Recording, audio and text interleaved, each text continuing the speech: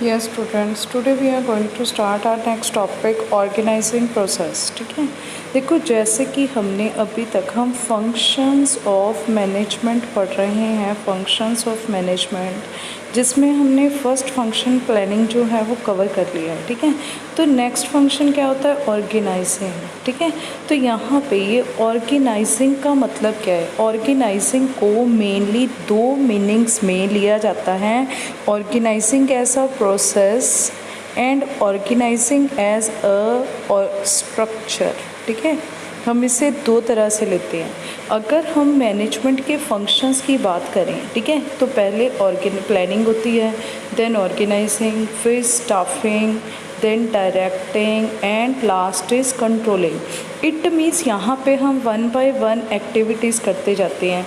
जैसे पहले प्लानिंग की, फिर उसके बाद ऑर्गेनाइजिंग होती है, फिर स्टाफिंग, डायरेक्टिंग। ठीक है, ये एक एक्टिविटी है। ठीक है ना, अगर हम फंक्शंस की बात करें, पर अगर हम इसको अलग से सेपरेट एक फंक्शन लें, ठीक है, तो ये एक फंक्शन नहीं है, एक एक्टिविटी नहीं है। ठीक है, तो ये क्या बन जाएगी, एक प्रोसेस बन जाती है, जिसके हर एक स्टेप पे अब हम यहाँ पे इन सभी स्टेप्स को वन बाय वन करके एक्सप्लेन करते हैं।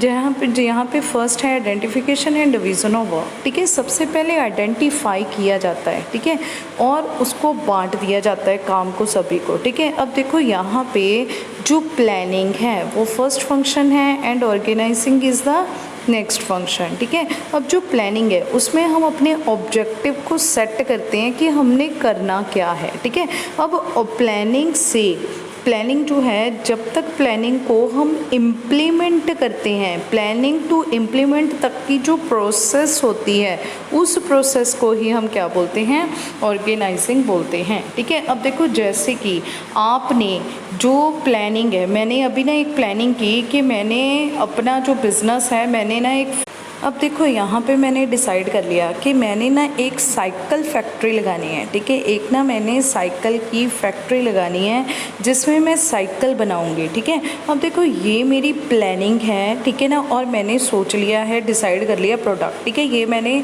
जब अपनी प्लानिंग की प्रोसेस की थी हमने लास्ट में, तब हमने डिसाइड कर लिया था, ऑब्जेक्ट तैयार कर लिया है, जिसमें हमने प्लानिंग की प्रोसेस में पढ़ा था वन बाय वन स्टेप, जिसमें setting objective, developing premises, identifying alternative course of action, evaluating, ये सारे हमने स्टेप्स पढ़े थे।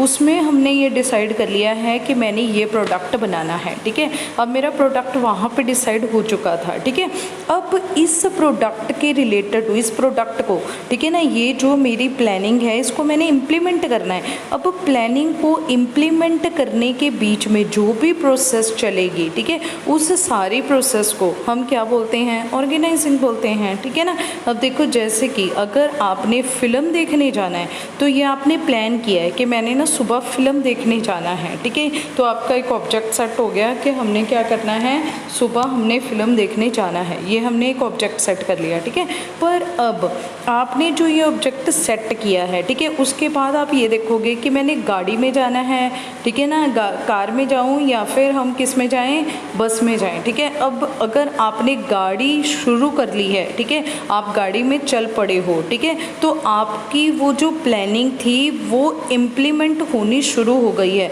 तो जैसे ही आप जाओगे वहाँ पे, आपने शो देखना है कि 12 बजे से मैंने 12 बजे का शो देखना है, तो 12 बजे की टिकट आपने अपनी जेब में डाल ली है, तो इट मीन्स आपकी जो प्लानिंग है वो इम्प्लीमेंट हो रही है। ठीक है, तो इट मीन्स आपका क्या हो रहा है, जैसे जैसे आपकी प्लानिंग इम्प्लीमेंट होगी, ठीक है, तो ये सारी प्रोसेस को हम क्या बोलेंगे, ऑर्गेनाइजिंग बोलेंगे। ठीक है, कि हम क्या कर रहे हैं, ऑर्गेनाइज कर रहे हैं, ठीक है, अपनी प्लानिंग को। इसी तरह से यहाँ पे क्या होगा, आइडेंटिफिकेशन होगी सबसे पहले। ठीक है, हम आइडेंटिफाई करेंगे कि करना क्या है। जैसे यहाँ पे हमने डिसाइड किया था फिल्म देखने जाना है, गाड़ी में जाएं या फिर हम किस में जाएं, बस में जाएं। ठीक है, और फिर ये डिसाइड किया हम शो कौन सा देखें। ठीक है ना, हम 9 से 12 वाला देखें, 12 से 3, 3 से 6, ठीक है, कौन सा शो देखें। तो यहाँ पे हमने जब साइकिल की फैक्ट्री लगानी है, तो साइकिल की फैक्ट्री में हम देखेंगे कि सबसे पहले तो मुझे प्रोडक्शन करने के लिए रॉ मटेरियल चाहिए। ठीक है, तो मेरा पास क्या होना चाहिए, एक परचेज डिपार्टमेंट होगा जो मेरा रॉ मटेरियल ख़रीद के लेके आएगा, ठीक है। फिर उसके बाद मेरी प्रोडक्शन होगी तो मुझे एक प्रोडक्शन डिपार्टमेंट चाहिए, ठीक है। फिर उसके बाद प्रोडक्शन के बाद मुझे एक मार्केटिंग डिपार्टमेंट चाहिए जो मेरा सामान बेचेगा, ठीक है। फिर उसके बाद मुझे एक फाइनेंस डिपार्टमेंट भी चाहिए, ठीक है, जो टाइमली परचेज डिपार्टमेंट को फाइनेंस अवेलेबल करेगा, ठीक है, और मार्केटिंग डिपार्टमेंट से फाइनेंस लेगा, ठीक है। तो ये सारा जो काम है, ठीक है, ये कौन करेंगे, ये हमने क्या किया है, आइडेंटिफाई किया है। जस्ट हमने ये देखा है कि मुझे किस चीज़ की ज़रूरत है, ठीक है, और डिवीज़न ऑफ वर्क, और मैंने काम को बांट दिया है, काम को बांट दिया ना मैंने कि परचेज़ वाला अलग से परचेज़ का काम करेगा और यहाँ पे जो प्रोडक्शन वाला है वो प्रोडक्शन का काम करेगा, ठीक है। तो यहाँ पे the first step of organising is to identification and division of work, ठीक है। हमारा पहला काम क्या होता है कि काम को पहले तो हमने आइडेंटिफाई करना है कि करना क्या है, ठीक है। फिर उसके बाद डिवीज़न ऑफ वर्क, ठीक है, फिर हमने काम को बांट देना है। At this step the total work is divided into various activities, ठीक है। अब देखो बनाना तो मैंने सिर्फ एक साइकिल ही है ना, काम तो एक है, पर मैंने फिर भी कितने डिपार्टमेंट्स में बांट दिया, 4 में, ठीक है। तो हमने 4 डिपार्टमेंट में क्यों बांटा है कि काम करना ईजी हो जाए, ठीक है। एक पर्सन जो है वो एक एक्टिविटी करे, बार बार जब वो एक एक्टिविटी को करेगा थोड़ा थोड़ा, ठीक है। अब देखो जो परचेज डिपार्टमेंट है वो धीरे धीरे परचेज का काम संभालेगा, ठीक है, तो वो स्पेशलाइज्ड बन जाएगा उस काम में, ठीक है।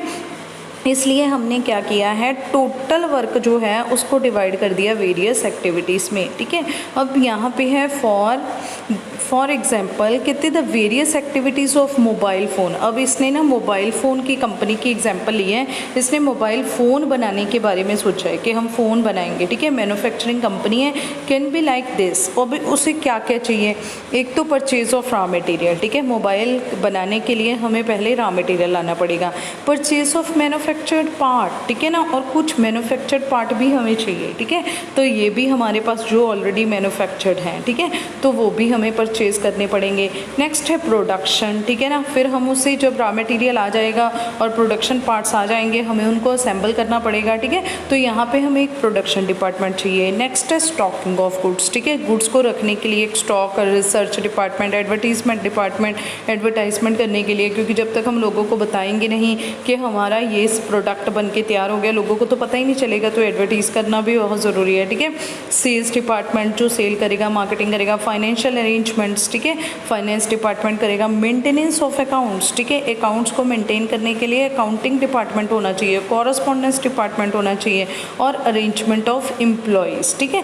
तो ये सारी डिफरेंट एक्टिविटीज़ हैं जो मेरे मोबाइल फैक्ट्री और मोबाइल फ़ोन मैन्युफैक्चरिंग कंपनी में चलेंगी, ठीक है। ये हमने क्या किया है, आइडेंटिफिकेशंस की हैं, ये आइडेंटिफाई किया है, ठीक है। अब नेक्स्ट इज़ डिपार्टमेंटलाइजेशन, ठीक है, इसको डिपार्टमेंटलाइजेशन भी बोल देते हैं और डिपार्टमेंटेशन भी बोल लेते हैं, ठीक है।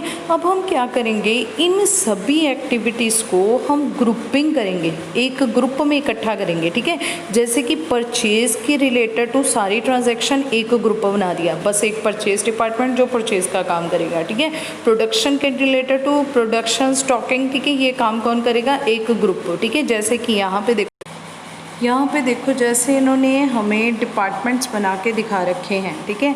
ये देखो जैसे activity purchase of raw material की परचेजेस का जो डिपार्टमेंट है, ठीक है, परचेज़ डिपार्टमेंट बना दिया, मतलब चाहे रॉ मटेरियल ख़रीदना है चाहे मैन्युफैक्चर्ड पार्ट ख़रीदने हैं, ठीक है, वो काम किसका है, परचेजिंग का सारा काम परचेज़ डिपार्टमेंट। इसी तरह प्रोडक्शन करना, स्टॉक ऑफ मटेरियल को स्टॉक करके रखना, रिसर्च करनी, ये सारा काम किसका होगा, प्रोडक्शन डिपार्टमेंट का होगा, ठीक है।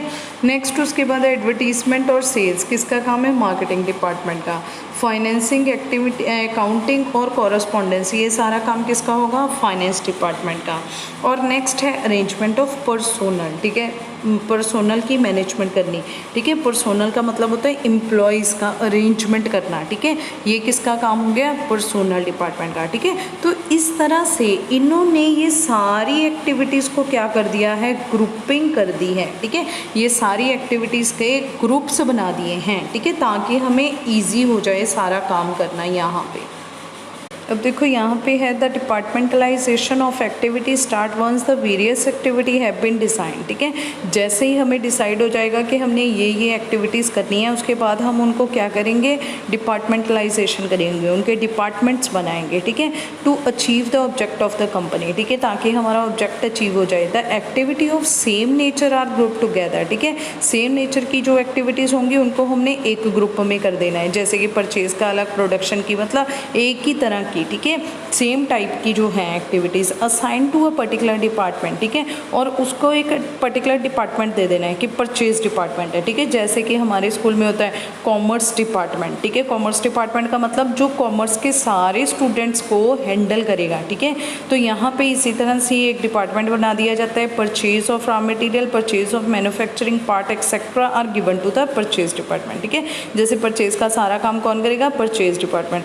प्रोडक्शन का काम, ठीक है ना, कि प्रोडक्शन का मतलब होता है सामान बन रहा है, मैन्युफैक्चर हो रहा है। ठीक है, और स्टॉकिंग द गुड्स। ठीक है, गुड्स को स्टॉक करके रखना, कितना रॉ मटेरियल हमें चाहिए है। ठीक है, ये भी बहुत बड़ा मैटर होता है। ठीक है, अब देखो अगर आपके उसमें स्टॉक में आपके प्रोडक्शन आपको ज़रूरत है नहीं है और बिना बात के आपके पास काफ़ी ज़्यादा रॉ मटेरियल पड़ा है। ठीक है, तो ये जो है ये बिज़नेस में अच्छी बात नहीं होती। ठीक है, ओवर स्टॉकिंग कभी नहीं होनी चाहिए। ठीक है, तो ये ना ही वो लेस स्टॉकिंग होनी चाहिए। लेस का मतलब अंडर स्टॉकिंग भी नहीं कभी होनी चाहिए कि आपको इतनी ज़्यादा नेसेसिटी है, बहुत ज़्यादा ज़रूरी ऑर्डर आ रखा है और आपके पास रॉ मटेरियल अवेलेबल नहीं है, मार्केट में भी नहीं मिल रहा कहीं पे भी। ठीक है, तो ये सब देखना किसका काम है, प्रोडक्शन डिपार्टमेंट का।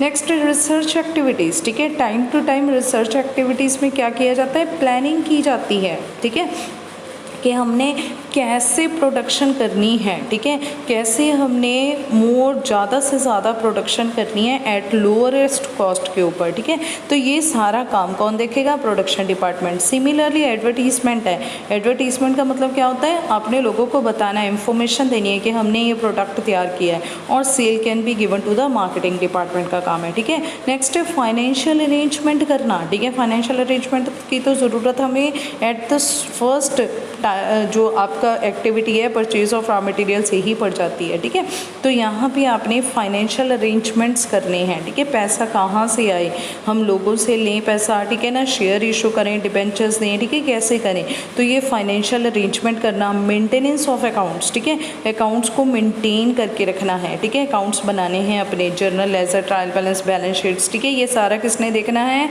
अकाउंट्स डिपार्टमेंट है। एंड कॉरस्पॉन्डेंस, कॉरस्पॉन्डेंस का मतलब जो आपने अपनी लेटर्स देनी है, ठीक है, इंफॉर्मेशंस प्रोवाइड करनी है। ठीक है, और can be put in the charge of finance department. ये सारा किसके अंडर आ जाएगा, फाइनेंस डिपार्टमेंट के अंडर आ जाएगा। ठीक है, the grouping of activity and departmentalisation has been shown in the following diagram में, कहते हैं हमने दिखा रखा है, वो आप देख लेना। ठीक है, अब देखो नेक्स्ट बात एक और भी है कि अगर तो आप सिर्फ एक प्रोडक्ट में डील कर रहे हो, जैसे ये यहाँ पे तो सिर्फ मोबाइल फ़ोन की बात हो रही है, मोबाइल फ़ोन के ये 5 डिपार्टमेंट्स होंगे। ठीक है, बट इन केस आप नंबर ऑफ प्रोडक्ट्स में डील कर रहे हो। ठीक है, जैसे कि यहाँ पे लिखा है if this sad mobile phone producing company has its own textile business also. अगर यही कंपनी जो है, ठीक है, अब यहाँ पे तो हमारे पास एग्जांपल मोबाइल फ़ोन की है। ठीक है, तो मोबाइल फ़ोन कंपनी के तो 5 डिपार्टमेंट बना दिए, पर अगर आपने एक और टेक्सटाइल कंपनी भी यहाँ पे बनानी है, ठीक है, तो टेक्सटाइल के भी हमने पहले एक्टिविटीज़ डिसाइड करनी पड़ेंगी। ठीक है, फिर उन एक्टिविटीज़ को क्या करना पड़ेगा, ग्रुपिंग करनी पड़ेगी, जैसे यहाँ पे हमने कर रखी है। ठीक है, देन इन एवरी डिवीज़न, कहते जितनी भी हमारी डिवीज़न है, चलो यहाँ पे तो 2 ही हैं, अगर 3 हो जाए, एक और डिवीज़न खुल जाए, ठीक है, तो हर एक डिवीज़न के लिए द एक्टिविटी विल बी डिटर्म्ड, हमने एक्टिविटीज़ डिसाइड करनी है कौन कौन सी करेंगे। Later on the work of grouping activities and departmentalisation will be complete. ठीक है, फिर उसके बाद हम उसकी पहले तो हम उसकी एक्टिविटी डिसाइड करेंगे, फिर ग्रुपिंग करेंगे। ग्रुपिंग को हम क्या बोलते हैं, डिपार्टमेंटलाइजेशन बोलते हैं। ठीक है, the above process undertaken in respect of manufacturing for single product, ठीक है। अब देखो जो ऊपर आपको बता रखी है जिसमें सिर्फ एक सिंगल प्रोडक्ट ही मैन्युफैक्चर हुआ है, हमारा मोबाइल फ़ोन ही मैन्युफैक्चर हुआ है, उसको हम बोलते हैं फंक्शनल, ठीक है, फंक्शनल ऑर्गेनाइजेशन, ठीक है। तो ये कौन सा है, फंक्शनल ऑर्गेनाइजेशन होती है, ठीक है। फंक्शनल का मतलब होता है फंक्शन, काम, काम के अकॉर्डिंग टू हमने इन सभी डिपार्टमेंट्स को बांट दिया, डिपार्टमेंटलाइजेशन की है अकॉर्डिंग टू फंक्शन, ठीक है। बट इन केस हमारे पास यहाँ पे नंबर ऑफ प्रोडक्ट्स हैं, ठीक है, हमारे पास टेक्सटाइल प्रोडक्ट है, ठीक है, हम टेक्सटाइल में डील कर रहे हैं, ऑटोमोबाइल्स में हम डील कर रहे हैं, ठीक है। तो अगर हमारे पास नंबर ऑफ प्रोडक्ट्स हैं और अगर हम उनके अकॉर्डिंग टू ग्रुपिंग करेंगे, ठीक है, तो उसको बोलते हैं डिविजनल डिपार्टमेंटलाइजेशन, डिविजनल ऑर्गेनाइजेशन उसे बोलते हैं, ठीक है। यहाँ पे फंक्शनल है वो क्या होगा, डिविजनल, ठीक है। नेक्स्ट उसके बाद यहाँ पे जब भी आपने यहाँ पे डिपार्टमेंटलाइजेशन करनी है तो हमेशा एक बात का ध्यान रखना। अब देखो ये जो ग्रुपिंग की है तो ग्रुपिंग का पर्पस क्या है, क्यों की है, एक तो यहाँ पे डुप्लीकेशन ना हो, ठीक है। डुप्लीकेशन का मतलब क्या होता है कि कोई भी काम रिपीट ना हो, ठीक है ना, ऐसे ना हो कि ये काम जो हमारा परचेज डिपार्टमेंट है वो भी सामान खरीद के लाना है, प्रोडक्शन डिपार्टमेंट भी वही काम कर रहा है, ठीक है। डुप्लीकेशन नहीं होनी चाहिए, कोई भी काम दोबारा ना हो, ठीक है। और नेक्स्ट है ओवरलैपिंग भी ना हो हमारे काम में कभी भी, ठीक है।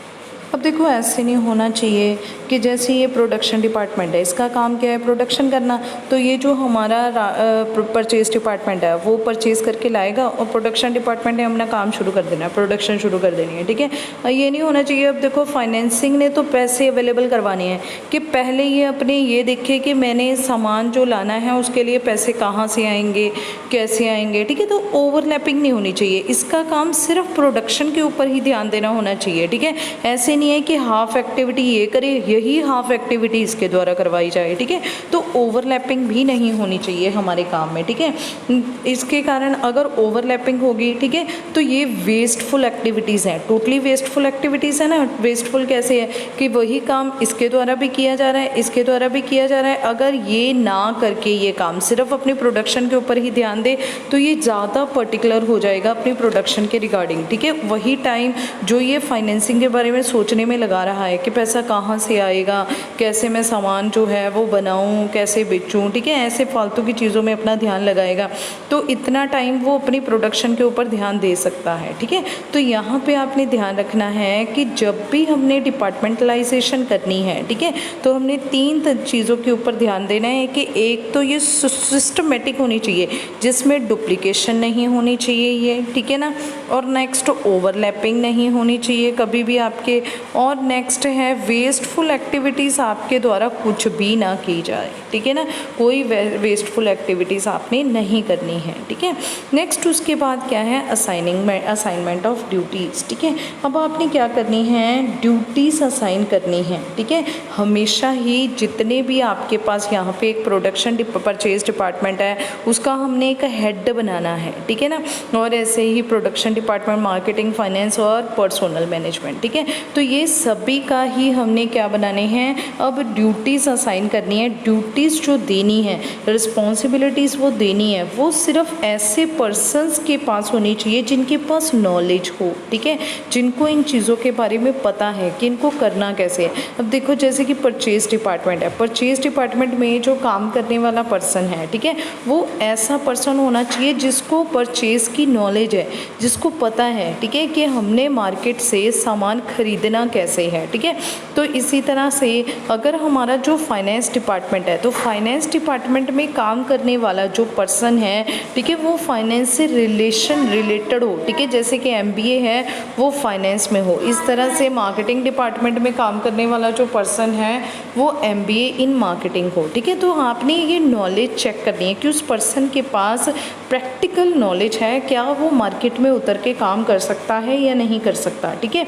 नेक्स्ट उसके बाद बाद देखना है एक्सपीरियंस, ठीक है। अब देखो नॉलेज तो होती है हमारे पास, पर प्रॉब्लम तो फिर भी लाइफ में आती हैं, और प्रॉब्लम्स हम अपने एक्सपीरियंस के साथ ही सॉर्ट आउट कर सकते हैं। अगर आपके पास अच्छा एक्सपीरियंस होगा, ठीक है, तो आप हर एक प्रॉब्लम को सॉल्व कर सकते हो, क्योंकि वो एक्सपीरियंस गलतियाँ कर कर के ही इंसान सीखता है, ठीक है। और हमेशा जिस पर्सन के पास एक्सपीरियंस होगा उसके पास गलतियों का हल भी होता है, ठीक है। नेक्स्ट है क्वालिफिकेशन, ठीक है, क्वालिफिकेशन मस्ट है, ठीक है। अब ऐसे नहीं है कि एक पर्सन है वो सिंपल +2 पास है और कहता है जी मैं भी मार्केट में जाके सामान बेच सकता हूँ, ठीक है, और आपने उसे सामान बेचने के लिए लगा दिया, उससे कन्विंस ही नहीं हुआ किसी से भी, ठीक है, कन्विंसिंग ही नहीं हुई उसे, ठीक है। तो यहाँ पे हमेशा ही आपने जब भी असाइनमेंट ऑफ ड्यूटीज़ करनी है, हमेशा 3 चीज़ों का ध्यान रखना है। फर्स्ट, उस पर्सन के पास क्या हो, उसी चीज़ के रिगार्डिंग जो आपने जो भी उसे काम सौंपना है उसके रिगार्डिंग उसके पास क्वालिफ़िकेशन होनी चाहिए है, उसके पास एक्सपीरियंस होना चाहिए काम को करने के लिए, और उसके पास नॉलेज होनी चाहिए, ठीक है। तो ये तीनों चीज़ों का हमने ध्यान रखा। यहाँ पे हमने at this stage the responsibility of each individual और पोस्ट इज डिसाइडेड, ठीक है। हमने यहाँ पे इनकी रिस्पॉन्सिबिलिटी डिसाइड करनी है, जैसे कि डिपार्टमेंटल परचेज डिपार्टमेंट परचेज का काम करेगा, प्रोडक्शन डिपार्टमेंट प्रोडक्शन, तो आपकी प्रोडक्शन की रिस्पॉन्सिबिलिटी है कि आपने एक दिन में इतने प्रोडक्ट है जो वो तैयार करके जाने हैं, इतनी मिनिमम कॉस्ट के ऊपर होना चाहिए, ठीक है, उनकी रिस्पॉन्सिबिलिटी देखनी है। और पोस्ट डिसाइड करनी है, ठीक है, कि ये पर्सन क्या होगा, हेड ऑफ द डिपार्टमेंट होगा, ये उसके अंडर काम करने वाले जो मैनेजर्स हैं या सुपरवाइज़र या सुपरिटेंडेंट ये कौन होंगे, ठीक है।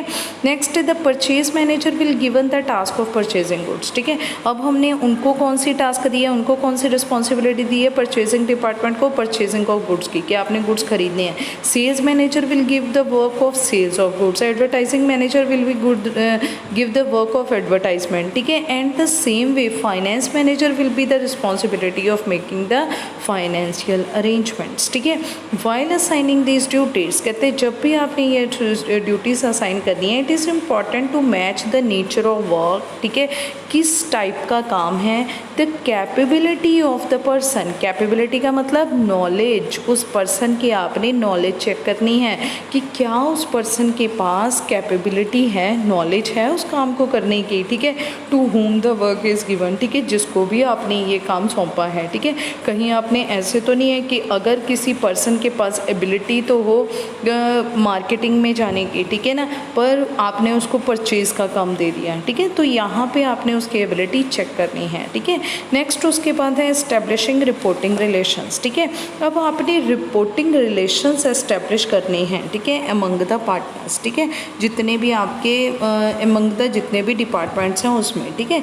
अब देखो ये जो रिपोर्टिंग रिलेशंस है, रिपोर्टिंग का मतलब क्या है कि कौन किसे रिपोर्ट करेगा, कौन किससे ऑर्डर लेगा, ठीक है। अब देखो सबसे पहले सीईओ होता है, चीफ एग्जीक्यूटिव ऑफिसर होता है, ठीक है, और फिर उसके बाद ये जो डिपार्टमेंट्स हैं हमारे सारे, ठीक है, ये डिपार्टमेंट्स होते हैं, उनके बाद नीचे सुपरवाइज़र्स होते हैं, सुपरवाइज़र्स के नीचे वर्कर्स होते हैं, ठीक है। तो यहाँ पे ये सारे जो रिलेशंस हैं, ठीक है, वो एस्टेब्लिश किए जाते हैं किस में, ऑर्गेनाइजेशनल स्ट्रक्चर में। ये हमारा क्या है, ऑर्गेनाइजेशनल स्ट्रक्चर है। ऑर्गेनाइजेशन स्ट्रक्चर क्या होता है, एक फ्रेमवर्क है, ठीक है, जिसमें रह के आप सभी ने बिजनेस को करना है, ठीक है। तो ये क्या होता है, हमारा ऑर्गेनाइजेशनल स्ट्रक्चर होता है, ठीक है। तो ऑर्गेनाइजेशन स्ट्रक्चर में अब आपने ये डिसाइड करना है कि इनके आपस में इंटर रिलेशनशिप बनाने हैं, ठीक है, क्योंकि इन सभी का जो एम है वो सिमिलर एम है, ठीक है।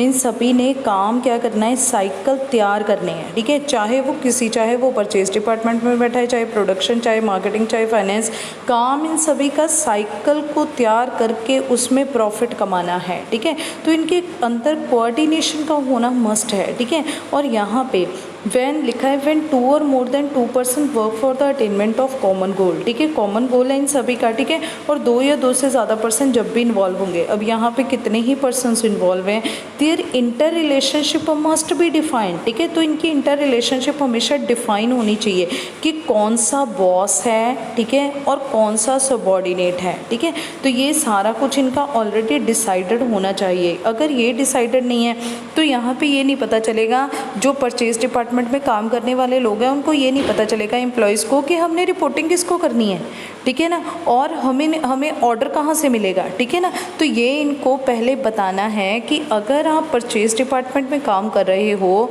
तो जो परचेज़ मैनेजर है, ठीक है, वो हमारा कौन है, मिस्टर मुकेश जी हैं, ठीक है। मिस्टर मुकेश हमारा कौन है, हमारा परचेज़ मैनेजर है और हमने उन्हीं से ऑर्डर लेना है और उन्हीं को ही रिपोर्ट करनी है, ठीक है। और यहाँ पे ये आपके पास डिफ़ाइन करना बहुत ज़्यादा ज़रूरी है, इंटरलिंक कर रहा हूँ उनको, ठीक है। तो कहते everybody should know as to who is the superior, हमारा सुपीरियर कौन है, एंड सबॉर्डिनेट, ठीक है, हमारे सबॉर्डिनेट कौन है, हमारे नीचे कितने पर्सन काम कर रहे हैं। For example the purchase manager will be superior, मान लो कि परचेज मैनेजर आपका सुपीरियर है। For all the employ of the purchase department they will receive order from him, ठीक है, उससे वो ऑर्डर लेंगे and they will also responsible for him, ठीक है, और उसके लिए वो रिस्पॉन्सिबल भी होंगे, ठीक है, सारे ही। तो इसी तरह से ये हमारे क्या हैं, सारा ये हमारा ऑर्गेनाइजिंग प्रोसेस है, ठीक है, जो हम वन बाय वन करके ये सारे फंक्शंस किस में करते हैं, ऑर्गेनाइजिंग प्रोसेस में करते हैं। अब हम यहाँ पे हम देखते हैं कॉन्सेप्ट ऑफ ऑर्गेनाइजिंग, ठीक है। ऑर्गेनाइजिंग का जो कॉन्सेप्ट है, ठीक है, वो पेपर में जो आता है हमारा, वो मेनली दो मीनिंग्स को डिफ़ाइन करता है, ठीक है। हम यहाँ पे ऑर्गेनाइजिंग के लिए मेनली दो तरह के मीनिंग लेते हैं कि ऑर्गेनाइजिंग एज अ प्रोसेस और ऑर्गेनाइजिंग एज अ स्ट्रक्चर, ठीक है। अब देखो यहाँ पे हम दोनों तरीके से देखेंगे कि एज अ प्रोसेस और एज अ स्ट्रक्चर। जब भी आप पेपर में क्वेश्चन को देखोगे तो आपके दिमाग में ये दो टॉपिक्स जो हैं, दो कॉन्सेप्ट्स हैं, वो घूमने चाहिए कि अगर तो इसी से रिलेटेड टू है तो वो कॉन्सेप्ट ऑर्गेनाइजिंग है, अदरवाइज़ कुछ और होगा, ठीक है। अब देखो अगर हम प्रोसेस करें जैसे कि अभी हमने किया है, तो according to the first concept of organising it has been considered as a process, ठीक है। पहले हम इसे प्रोसेस कंसीडर करते हैं। In other word organising is not a function, कहते ऑर्गेनाइजिंग फंक्शन नहीं है that can be performed in a single stroke, ठीक है, जिससे हम सिंगली एक बार में ले लें। जैसे कि अगर तो हम फंक्शंस ऑफ मैनेजमेंट लेते हैं, फंक्शंस ऑफ मैनेजमेंट लेते हैं, फिर तो ये एक एक्टिविटी होगी जिसमें प्लानिंग, ऑर्गेनाइजिंग, स्टाफिंग, डायरेक्टिंग ये सारा कर रहे हैं, ठीक है। But in case of process, पर अगर हम इसे एक प्रोसेस लें तो ये एक डिफरेंट एक्टिविटी है जिसमें डिफरेंट टाइप ऑफ फंक्शंस जो हैं वो एक चेन में डिफाइन किए जाते हैं, हर एक फंक्शन डिफरेंटली, ठीक है।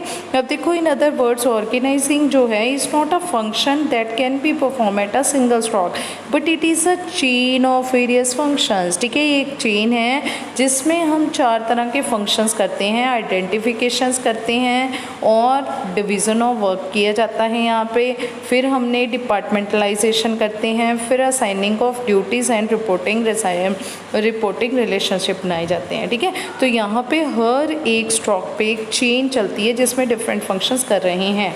It includes getting information about objectives, ठीक है, जैसे हमने फर्स्ट स्टेप में किया तो हम इंफॉर्मेशन पहले लेते हैं, ठीक है, फिर डिसाइडिंग वेरियस एक्टिविटीज़ कौन कौन सी करनी है और ग्रुपिंग करते हैं उनको, डिटर्मिनिंग इंपॉर्टेंट एक्टिविटीज़ को डिटर्म किया जाता है कि मेन एक्टिविटीज़ हैं क्या हैं, ठीक है, फिर उनको उसके अकॉर्डिंग टू हम ग्रुप करते हैं। Next allowing authority and responsibility, हम रिलेशंस एस्टेब्लिश करते हैं उनको, ठीक है, असाइनिंग करते हैं ड्यूटीज़, उनको अथॉरिटीज़ देते हैं अपनी, उनकी क्या आपकी ये अथॉरिटीज़ हैं जैसे कि आपका जो परचेज़ डिपार्टमेंट है वो इतने तक का सामान परचेज़ कर सकता है without any information to the top management, ठीक है। तो यहाँ पे नेक्स्ट है ऑर्गेनाइजिंग जो है is related to human beings, ठीक है। अब ऑर्गेनाइजिंग जो है वो ह्यूमन बींग से रिलेटेड है and human contract and deeply affected by the condition of work, ठीक है, their competency and capability change in the internal or external environment of the organization, ठीक है।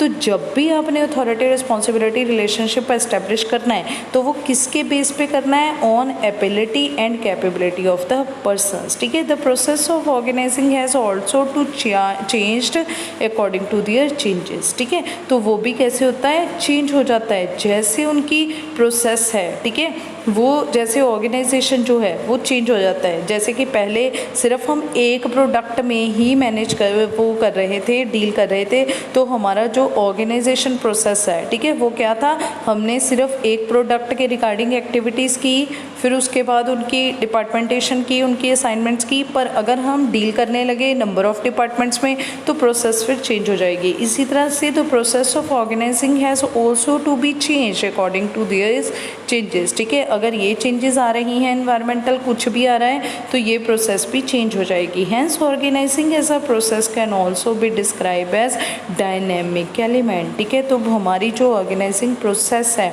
वो क्या है, एक डायनेमिक एलिमेंट है। डायनेमिक मतलब इन्वायरमेंट के अकॉर्डिंग टू, ऑर्गेनाइजेशन के अकॉर्डिंग टू ये अपने आप को क्या कर लेती है, चेंज कर लेती है, ठीक है।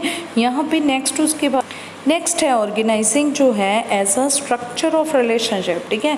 अब हमने इसका सेकंड कॉन्सेप्ट देखना है। According to this concept organising is treated as a structure of relationship, ठीक है। Under this various post are created, ठीक है। यहाँ पे हम पोस्ट क्रिएट करते हैं, जैसे कि सबसे पहले CEO होगा, फिर उसके बाद नीचे उसके परचेज डिपार्टमेंट होगा, ठीक है, फिर परचेज मैनेजर होगा, फिर यहाँ पे प्रोडक्शन मैनेजर होगा, ठीक है, फिर उसके अंडर कौन होगा, जैसे फाइनेंस मैनेजर होगा यहाँ पे, ठीक है, फिर इनके अंडर सुपरवाइज़र्स होंगे, ठीक है, यहाँ पे इसके अंडर सुपरवाइज़र्स होगा और उसके अंडर फिर वर्कर्स होंगे, ठीक है। तो ये हमने एक स्ट्रक्चर तैयार किया है, ठीक है, हर एक पर्सन की एक पोस्ट एस्टेब्लिश की है। And the mutual relationship of employees, ठीक है, इनके आपस में रिलेशनशिप क्या होंगे। रिलेशनशिप अब देखो हमें पता है CEO जो है वो हेड है, उसके नीचे मैनेजर आएंगे, उसके नीचे सुपरवाइजर्स आएंगे, उसके नीचे वर्कर आएंगे। तो हमने इनका रिलेशनशिप एस्टेब्लिश किया है कि ये जो सुपरवाइजर्स हैं, ठीक है, ये वर्कर्स के सुपीरियर हैं और मैनेजर के सबॉर्डिनेट हैं, ठीक है। इसी तरह से जो मैनेजर हैं वो CEO का क्या है, सुपीरियर हैं, और सुपरवाइज़र्स के क्या हैं, सुपरवाइज़र्स के क्या हैं, सुपीरियर हैं, और CEO के क्या हैं, सबॉर्डिनेट हैं, ठीक है। हमने इनके बीच में क्या एस्टेब्लिश कर दिया, एक रिलेशनशिप, ठीक है। तो relationship lies down as to who is superior and who is the subordinate. Various post is different departments जो हैं of the organisation are mostly permanent, ठीक है। Therefore organisation as a structure of relationship is called a static element, ठीक है। Static क्यों बोलते हैं, क्योंकि ये जितनी भी ऑर्गेनाइजेशन की डिपार्टमेंट की हम एक बार पोस्ट मेंटेन कर लेते हैं वो परमानेंट बन जाती है बस, ठीक है। कि हमारी ऑर्गेनाइजेशन जो है उसमें परचेज डिपार्टमेंट होगा, प्रोडक्शन डिपार्टमेंट होगा, ठीक है, वो सारे मैनेजर हमने बनाने हैं, उसके ऊपर CEO होगा, उसके नीचे सुपरवाइजर्स होंगे, ठीक है। तो ये स्टैटिक नेचर की है, ये डायनेमिक नहीं है, ये चेंज नहीं होती, ठीक है। याद रखना है, यहाँ पे ये पेपर में क्वेश्चन आ जाया करता है कि डायनेमिक एलिमेंट कौन सा है, प्रोसेस है, और स्ट्रक्चर जो है, ठीक है, वो कौन सा है, हमारा स्टैटिक एलिमेंट है, ठीक है। स्टैटिक का मतलब जो चेंज नहीं होता, ठीक है। ऐसा structure of relationship organisation can be of 2 types, ठीक है। ऑर्गेनाइजेशन 2 तरह की होती है, एक फॉर्मल ऑर्गेनाइजेशन होती है और एक इनफॉर्मल ऑर्गेनाइजेशन। ये है अब हमारा ऑर्गेनाइजेशनल स्ट्रक्चर, ठीक है। जैसे कि यहाँ पे सबसे ऊपर क्या होगा, जनरल मैनेजर, जिसको हम CEO चीफ एग्जीक्यूटिव ऑफिसर भी बोल देते हैं, ठीक है। उसके अंडर कौन होंगे, परचेज मैनेजर होगा, production manager, finance manager, purchase superintendent होगा, ठीक है। और नेक्स्ट उसके under production superintendent, finance superintendent, ठीक है। और उसके अंडर सुपरवाइजर्स होंगे, उसके अंडर वर्कर्स होंगे, ठीक है। तो ये सारा क्या है, हमारा एक स्ट्रक्चर है, ऑर्गेनाइजेशनल स्ट्रक्चर है, ठीक है। अब देखो यहाँ पे ये जो इनके बीच में रिलेशनशिप ये बना रखा है, ठीक है, ये क्या है, फॉर्मल जो ऑर्गेनाइजेशन है। फॉर्मल का मतलब अगर प्रोडक्शन डिपार्टमेंट जो है, ठीक है, परचेज सुपरिटेंडेंट है, ठीक है, उसने कोई भी परमिशन लेनी है तो वो किसके पास जाएगा, परचेज मैनेजर के पास, ठीक है। और परचेज मैनेजर जो है वो किससे बात करेगा, जनरल मैनेजर। मतलब इनकी फॉर्मल टॉकिंग है, ये कुछ भी आपस में एक फॉर्मेलिटी, एक चेन के थ्रू चलते हैं जिसको हम बोलते हैं स्केलर चेन, ठीक है। तो स्केलर चेन के थ्रू क्या होगा कि हमने सिस्टमेटिक सिस्टमेटिक ही ऑपरेट करना है, ठीक है। और नेक्स्ट उसके बाद है इनफॉर्मल। इनफॉर्मल का मतलब क्या है, जैसे परचेज सुपरिटेंडेंट किससे बात कर रहा है, प्रोडक्शन मैनेजर से, और फाइनेंस जो सुपरिटेंडेंट है वो डायरेक्ट जनरल मैनेजर से, ठीक है। अगर वो अपनी ये चेन को तोड़ते हैं, ठीक है, तो इसको बोलते हैं इनफॉर्मल ऑर्गेनाइजेशन, ठीक है, जिसमें आप क्या करते हो, पर्सनल टॉकिंग करते हो। पर्सनल का मतलब ये नहीं है कि आप अपनी घर की बातें करते हो, पर्सनल यहाँ पे आप पर्सनल टॉकिंग करते हो, ठीक है। पर्सनल टॉकिंग का मतलब क्या है कि आप कैंटीन में बैठे हो, परचेज सुपरिटेंडेंट बैठा था, वहाँ पे प्रोडक्शन मैनेजर भी आ गया, ठीक है, दोनों ने बैठ के गप्पे लड़ानी शुरू कर दी, ठीक है ना। तो यहाँ पे ये जो होती है, ये होती है इनफॉर्मल टॉकिंग, ठीक है। जब आप क्या करते हो, फॉर्मल में नहीं चलते, ठीक है, फॉर्मेलिटी में नहीं चलते, इनफॉर्मली चलते हो, ठीक है, जिसमें कुछ formalities. Next is comparison between both the concepts, ठीक है। अब हम इन दोनों का कॉन्सेप्ट का कंपैरिजन कैसे कर सकते हैं। एक तो कंपैरिजन हमने ऊपर ही देख लिया था कि जो हमारा ऑर्गेनाइजेशनल स्ट्रक्चर है, ठीक है, जो हमारी प्रोसेस है, ऑर्गेनाइजेशनल प्रोसेस के बारे में हम पढ़ रहे थे। तो ऑर्गेनाइजेशनल प्रोसेस तो एक डायनेमिक एलिमेंट है, ठीक है, और जो हमारा स्ट्रक्चर है वो कौन सा है, एक स्टैटिक एलिमेंट है, ठीक है। अब देखो यहाँ पे नेक्स्ट क्या है, so far as the similarity between both the concept is concern, business organisation is looked upon as a group of different parts under both the concept, ठीक है। इन दोनों के अंडर ही ग्रुपिंग हो रखी है। कहते these parts are both tangible, इनमें tangible parts भी इन्वॉल्व हैं हमारे, ठीक है, जैसे कि ह्यूमन है, मटीरियल है, मशीन है, मनी है, ठीक है, और intangible authority, responsibility, function and objectives, ठीक है, ये दोनों ही इसमें पार्ट्स इन्वॉल्व हैं, ठीक है। बोथ द कॉन्सेप्ट्स ले stress upon the establishment of relationship between two parts, ठीक है। तो चाहे हम स्ट्रक्चर की बात करें चाहे प्रोसेस की, दोनों में हमने एस्टेब्लिश किए हैं रिलेशनशिप, ठीक है। रिलेशनशिप तो हमने यहाँ पे भी एस्टेब्लिश किए थे ऑर्गेनाइजेशन के बीच में, यहाँ पे हम किया था लास्ट स्टेप जो था असाइनमेंट ऑफ ड्यूटीज़, ठीक है, एंड रिस्पॉन्सिबिलिटीज़, और यहाँ पे भी हमने क्या किया था स्ट्रक्चर में इनकी ड्यूटीज़ के, आपका CEO जो है वो सबसे ऊपर होगा, मैनेजर ये सुपीरियर है, सबॉर्डिनेट है, ठीक है। तो यहाँ दोनों में ही हमने क्या किए थे, रिलेशनशिप एस्टेब्लिश किए थे, ठीक है। Next on the contrary there are certain differences between both the concepts, ठीक है। अब इसमें कुछ डिफरेंस भी हैं। डिफरेंस क्या है, जो ऑर्गेनाइजिंग एज अ प्रोसेस और organising is that function which continue throughout the existence of enterprises, ठीक है। ये शुरू हो जाती है और जब तक वो चलती रहती है, ठीक है, ऑर्गेनाइजेशन, तब तक ऑर्गेनाइजिंग हमारी कॉन्टिन्यू है, ठीक है। Changes go on taking place in it, अगर ऑर्गेनाइजेशन में कुछ चेंज आता है तब प्रोसेस में चेंज आता है, ठीक है। हियर इन मैन जो है इज़ द सेंट्रल पॉइंट, ठीक है। इसने किस पॉइंट को मेन लिया है, मैन को, ठीक है, पर्सन्स को। In other words many factors affect them, ठीक है, कितने ही फैक्टर्स मैन को इफेक्ट करते हैं। Changes have to be introduce accordingly, जैसे जैसे उसमें पर्सन्स में चेंज आता रहता है उसी तरह से ही चेंज आता रहता है प्रोसेस में, ठीक है। On the other hand according to the concept of structure of relationship post are establish, ठीक है, यहाँ पे क्या बनाई है, पोस्ट एस्टेब्लिश की हैं, ठीक है। In the organisation and authority responsibility are each post is determine, ठीक है, किसको कितनी, जैसे CEO के पास सबसे ज़्यादा अथॉरिटी होती है, वो डेलीगेट कर देता है, किसको दे देता है, अपनी जो रिस्पॉन्सिबिलिटी है वो मैनेजर्स को दे देता है, मैनेजर सुपरिटेंडेंट्स को दे देते हैं, सुपरिटेंडेंट्स आगे किसको दे देते हैं, अपने सुपरवाइजर्स को दे देते हैं, ठीक है। तो ये सारी रिस्पॉन्सिबिलिटीज़ आगे आगे करके क्या देते हैं, डेलीगेट करते रहते हैं। Therefore here under this concept more attention is set to be a post, ठीक है, ये पोस्ट को डिफाइन करते हैं, वो किसको करते हैं, मैन को, ठीक है, which are stable then to the man, ठीक है, जो कि ये स्टेबल है, ठीक है। अब देखो मैन जो है, अब देखो हमने CEO की पोस्ट बनाई, हमने मैनेजर्स प्रोडक्शन डिपार्टमेंट की, हमने प्रोडक्शन मैनेजर की पोस्ट बनाई है, ठीक है। मैनेजर तो छोड़ के जाएगा पर पोस्ट थोड़ी ना छोड़ के जाएगी, पोस्ट की जगह तो कोई और पर्सन आ जाएगा, या तो हम अपने नीचे वाले पर्सन जो हैं उसको क्या कर देंगे, उसको प्रमोशन कर देंगे उसकी, या फिर हम कोई एक्सटर्नल पर्सन ले आएंगे, ठीक है। तो पोस्ट तो सेम ही रहती है ना, पोस्ट थोड़ी ना कभी चेंज होती है, ठीक है। हाँ, जो ऊपर वाले मेन हैं वो चेंज हो सकते हैं, ठीक है ना। अब जो हमने प्रोसेस में पढ़े थे, ठीक है ना, तो हम जो प्रोसेस में अगर किसी पर्सन की कैपेबिलिटी जो है वो रिड्यूस हो गई है, ठीक है, नहीं कर पा रहा काम, या फिर पहले मैनुअली काम चल रहा था अब कंप्यूटराइज्ड हो गया, उससे नहीं हो रहा, ठीक है, तो मैन को हमें चेंज करना पड़ेगा। पर पोस्ट कभी चेंज नहीं होती, ठीक है। पोस्ट जो है वो स्टैटिक रहती है, स्टेबल रहती है, वो कभी चेंज नहीं होती। पर जो मैन है वो according to technology, according to environment change होता रहता है, ठीक है। इसी के साथ हमारा ये चैप्टर ख़त्म होता है। Thank you. And formal organization and informal organization is not in our syllabus this year. Thank you.